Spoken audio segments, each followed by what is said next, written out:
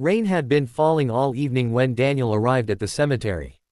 The clouds hung low and heavy, swallowing the moon and leaving the world in a gray, restless darkness.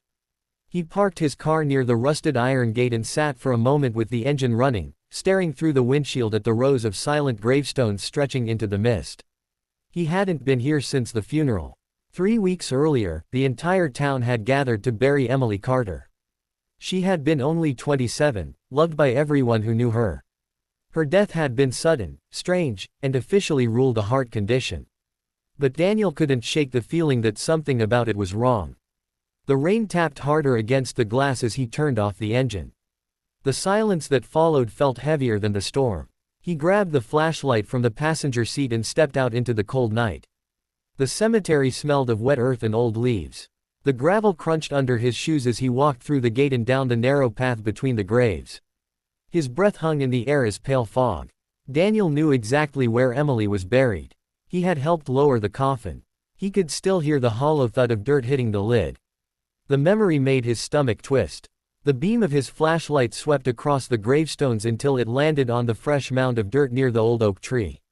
The wooden cross at the head of the grave still looked new. Emily Carter, 1998-2026. Daniel stepped closer, his boots sinking slightly into the damp soil. At first, everything looked normal. But then he noticed something. The ground near the head of the grave had shifted slightly, as if the soil had settled unevenly. That wasn't unusual. Fresh graves often sank after rain. But that wasn't what caught his attention. It was the coffin lid. Part of it was exposed. The storm must have washed away some of the dirt, revealing the top of the wooden coffin beneath the soil. Daniel crouched down slowly. The beam of his flashlight trembled slightly in his hand as he aimed it at the exposed wood. And that's when he saw them. Scratches. Long, deep scratches carved into the coffin lid. Daniel's breath caught in his throat. There were dozens of them. Thin lines gouged across the wood in chaotic patterns, running from one side to the other. Some were shallow, others dug deep enough to splinter the surface. They looked like claw marks. But that was impossible. The scratches were on the inside. At least, they looked like they had been made from the inside. Daniel stared at them, his mind racing. Emily had been declared dead at the hospital. Doctors had checked her pulse. They had confirmed it. They wouldn't bury someone alive. Would they? A cold wave of dread spread through his chest. The rain continued to fall, soaking his jacket as he leaned closer to the coffin. The scratches weren't random. They clustered near the center of the lid, right above where a person's hands would be if they were lying inside. Daniel's flashlight flickered. For a moment, the darkness swallowed the grave. When the beam came back on, his heart was pounding. He stepped back, his thoughts spinning faster with every second. If those scratches were made after the burial, then Emily had woken up in the coffin and tried to get out. Daniel felt sick. He looked around the empty cemetery, half expecting someone to appear and tell him he was imagining things. But there was no one. Just rain, and the silent rows of graves. His phone buzzed suddenly in his pocket, making him jump. He pulled it out. A message. Unknown number. Daniel frowned and opened it. The message contained only 4 words. You were right. His throat tightened. Right about what? Another message appeared before he could respond. They buried her alive. Daniel's pulse began to race. He typed quickly. Who is this? The reply came almost instantly. Dig. Daniel stared at the word on the screen. The rain intensified, drumming against the coffin lid and turning the soil around the grave into thick mud. Dig. The thought terrified him, but the scratches terrified him more. Daniel dropped to his knees and began clawing at the dirt with his bare hands. The wet soil was heavy and cold, sticking under his fingernails as he pulled it away from the coffin. Minutes passed. His hands burned from the effort.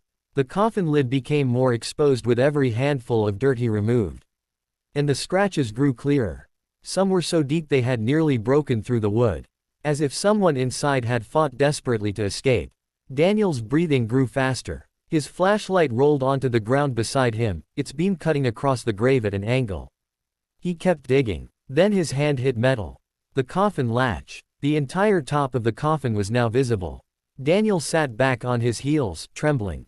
His mind screamed that this was a terrible idea. But he couldn't stop now. If Emily had been alive, if she had suffered down there in the dark, he had to know. Daniel grabbed the latch. It was cold and slick with rain.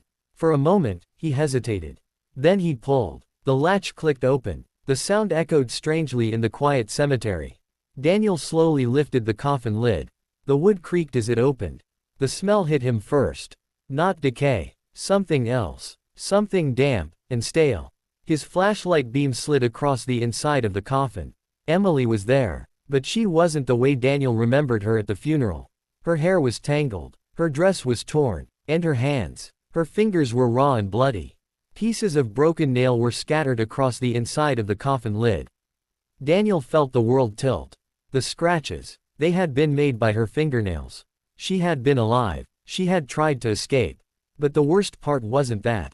The worst part was what Daniel noticed next. Emily's eyes were open, wide, and staring directly at him. For a moment, Daniel couldn't move. His brain struggled to process what he was seeing. Then Emily blinked. Daniel stumbled backward, falling into the mud. A thin rasping sound escaped her throat. Not a scream, a breath. She slowly lifted one shaking hand toward him. Her voice came out dry and broken, barely louder than the rain. "Why did it take you so long?"